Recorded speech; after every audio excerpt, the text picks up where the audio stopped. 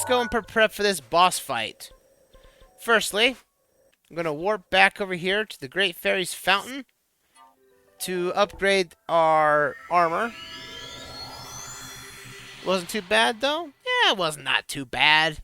It's a little tedious to figure out where the wind is going, but if you go around in a circle enough times, eventually you'll find the answer eventually at some point.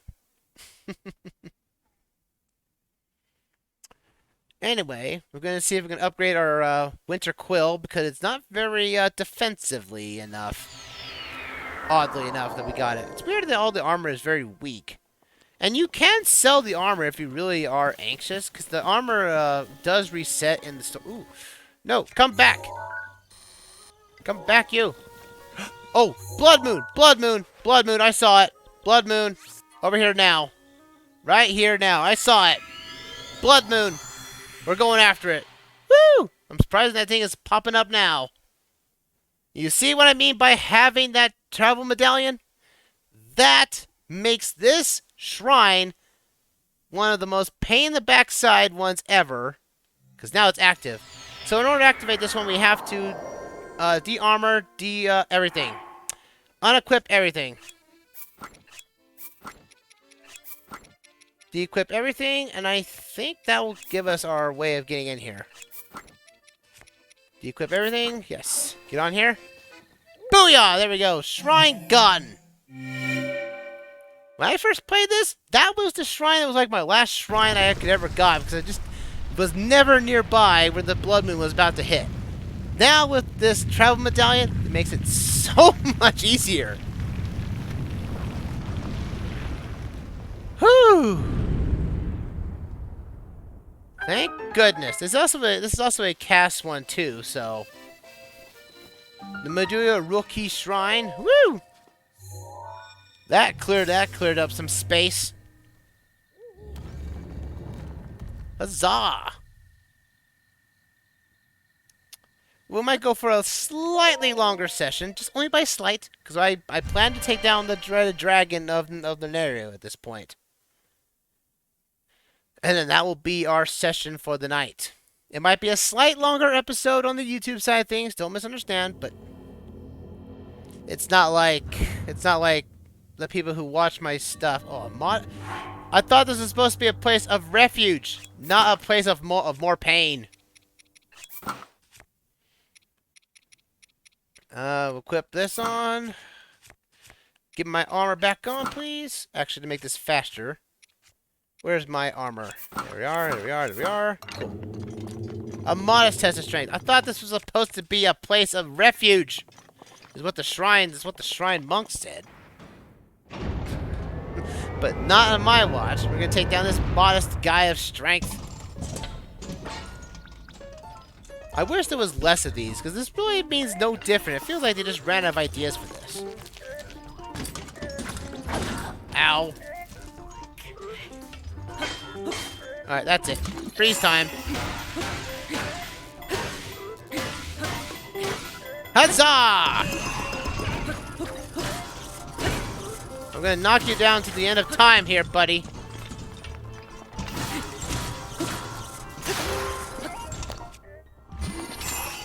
Okay, I got that weapon spotted. I'm just trying to make this boss fight as fast as possible. That is the only reason why I'm wearing the Phantom Armor, because it gives me 50% off. You have a Minna helmet, says Jason on Twitch. Yes, I do. It is part of DLC Pack 1. I'm going to put back my cold armor back on, because that's where we're going next. Yeah, Twilight Minda's helmet was part of DLC Pack 1. It actually gives you Guardian Resist up upon use. So that's pretty nice and it's alright. Frostblade. I don't need the Frostblade. I don't need it. Not worth my time. Kind of rushing it here on this point, folks, but I wanted to get this boss fight done and done with, as it is up the mountainside. Spirit Orb obtained! Sweet! Let's get off to Karika Village now. So that we can get over there in time. It's not like I'm trying to speed run this. No. But I am just trying my best to make things easier. as it always would be. This loading screen is annoying.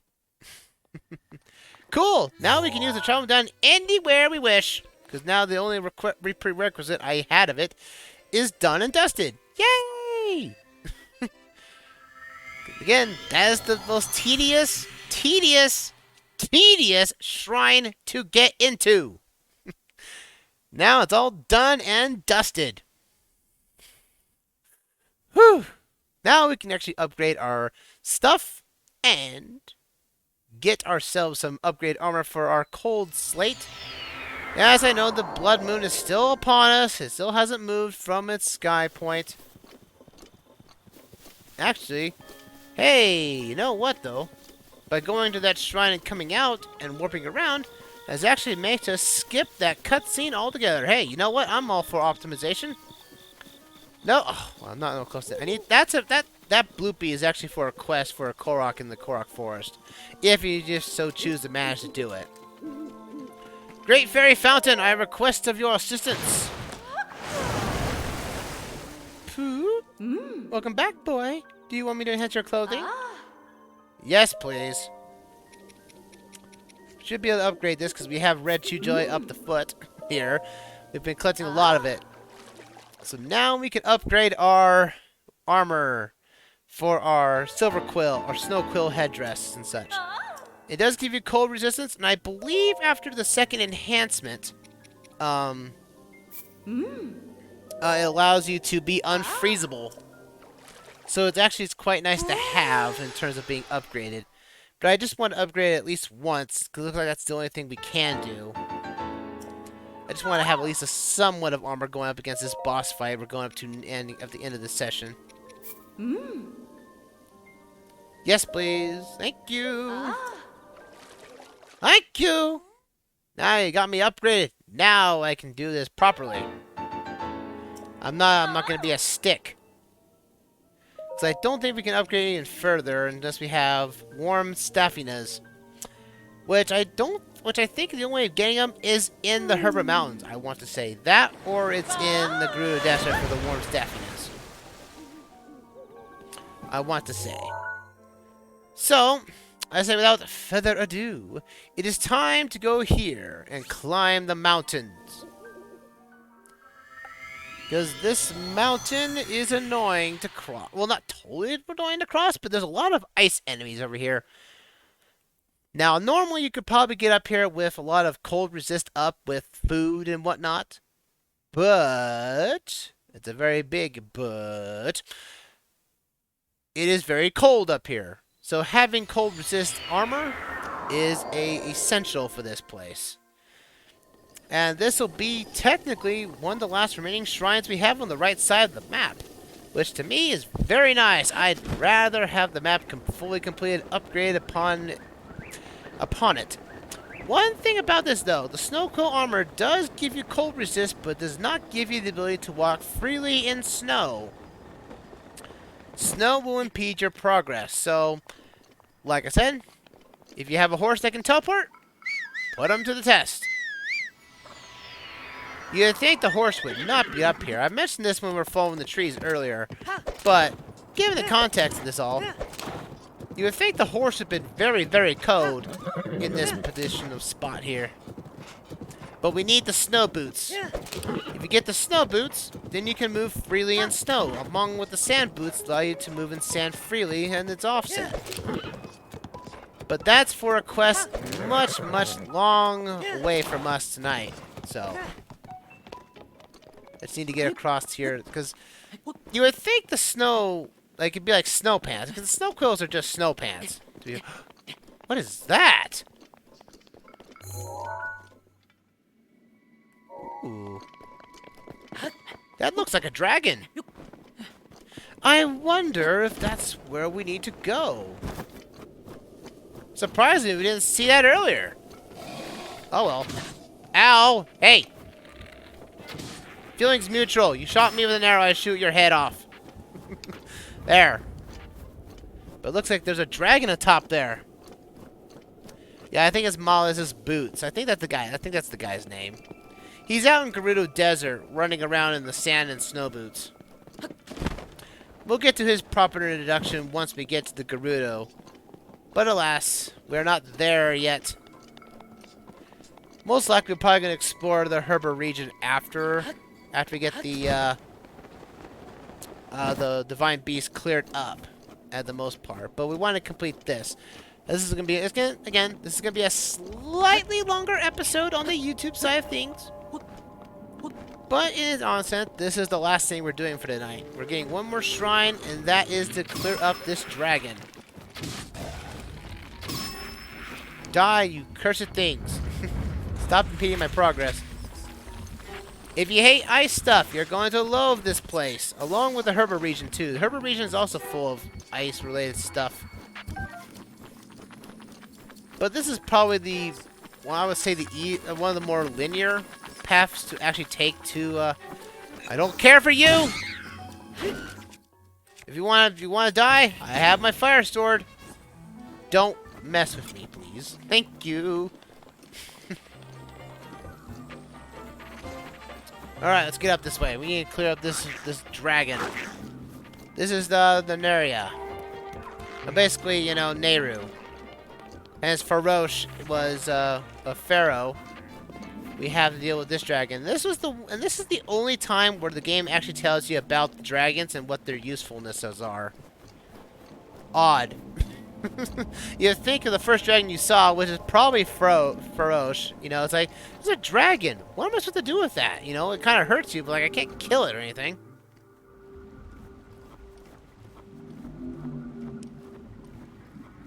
But alas, even Ganon's malice can infect immortal beings too. This hateful malice is very killer. But it feels like he can't really fully control it. It's more just makes the dragon dozy. You have done well to find your way to this spring. Who have overcome numerous trials and obtained the spirit orbs. The one you see before you is the attendant to the Spring of Wisdom. This is Nandria, the blue spirit of the Nehru. The servant of the gods has looked over these spirits of these lands for ages, unknown to the world of man. However, the dreaded malice unleashed by Calamity Ganon has possessed its body and reduced it to this state. For who have received the spirit orbs, free Nadria from the malice. Show what your power can achieve. Alrighty, we got this. Now, it does give you one free hit to kill the malice off. But after that, the dragon will be flying around from here on out. Now, you don't need a lot of stamina for this, but indeed it is indeed helpful. As I said here, because Nadria, while flying around, will cause an updraft, which will actually automatically restore your stamina upon activation of your paraglider. But you just need to get on top of the mountain and see if you can actually see it. Nadria is now going to be flying around now. It only gives you one free hit, but you have to earn the others, which is slightly annoying. Oh, I gotta fall. Come on, Link. Restore your health. Restore the stamina. Okay, there we go. And you also get the... Oddly enough, we were talking about Minda's helmet earlier. This music track reminds me of the Twilight Palace in Twilight Princess, which is odd to say the least. Got the underbelly of that Malice eye gone. Nadria will start to move in different locations depending on how many of the Malice eyes you've taken down. And you can't harm the Malice eyes until it actually opens, so sadly you can't take more of these out. Come on now. Come on, Nadria. Where are you going? You're going down that way? But don't you guys hear it, though? You guys are thinking, doesn't this remind you of the Twilight Palace region for when opening doors? This sounds almost similar to it. There's a hum that sounds almost familiar to it. Right, come on, you.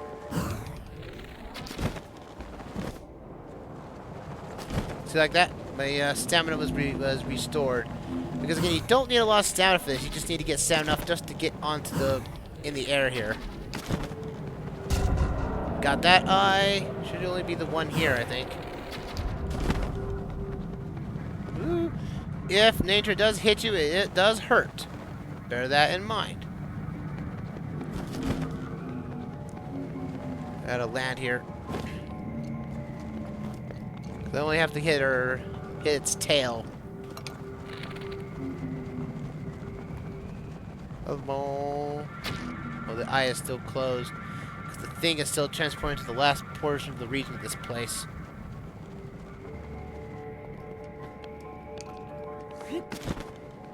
Come on, Malice Eye. Open up! Open up your eye. As you can see, the updraft is happening in here.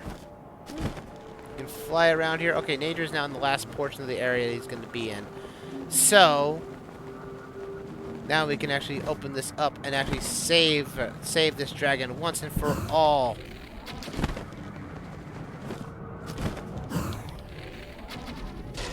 Yeah, there we go. Booyah!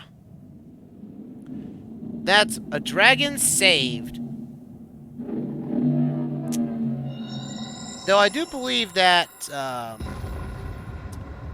after this, though, Naja will actually start flying around in a particular pattern as well around this region too. So if you need to find their shards, just look up Mountain area and you'll most likely find her. Or, I can't call it a female or a he. I don't know what the dragon's gender is, but thanks to your efforts, Nadra, the spirit of Mount Linneu, has been freed from the grips of the evil power. But a single ceremony remains. You must loosen arrow through the body of Nadra to free the spirit from its region. So it's still bound to the world, but we need to free it. Huzzah! And now Nadra is free. Booyah! And, as preferred as Frost, drops a scale for us. Right where we need it. That's the spirit of Nadrea's scale. It fell when your arrow struck. It serves as proof of the courage you received from the one who served the spring since ancient times. Come, offer a scale to the spring. So we already saw this with the spring of courage, but this is the only time where the game tells you need to drop a scale in a spring. This is the same spring that Zelda came up to with virtually only her dress and didn't freeze to death. The only reason we can come up here is because we actually have warm clothing. Zelda has more stamina than Link does. Isn't that a shock? Your path has shown itself. Now go forth. Sweet! Let's go get this spirit orb and we'll call it as a session there, shall we? The Jin Summoning Shrine. Jason says that Zelda's secretly a goddess. I guess it's no doubtability that her... But see, no, because her power had not awakened yet. So by technicality, she didn't have the goddess's warmth. Yet. It's only after her power was awakened is when she could have a warm aurora around her. It only seems fair. But alas, again, this was a boss fight, so the shrine is a blessing shrine by default, and it gives us a frost spear. Do I really need the frost spear? Yes, I do. We'll find out if she's really a goddess or not later. Alright, give me my spirit orb. We are done here. Gimme. That's number 6. Huzzah! But at last, folks, as it saddens me to say, that we have come to the end of this session of The Legend of Zelda Breath of the Wild. Whew, it's been quite an adventure, hasn't it, folks? I believe it has. As for the YouTube exit, we're going to save it right here. As for the YouTube exit, folks, thank you for watching, and until next time, we're going to tackle the meadow and probably complete, or at least start into the Herba region and see what it stores for us. But until then, I'll see you around for another round of the Legend of Zelda Breath of the Wild Revisit.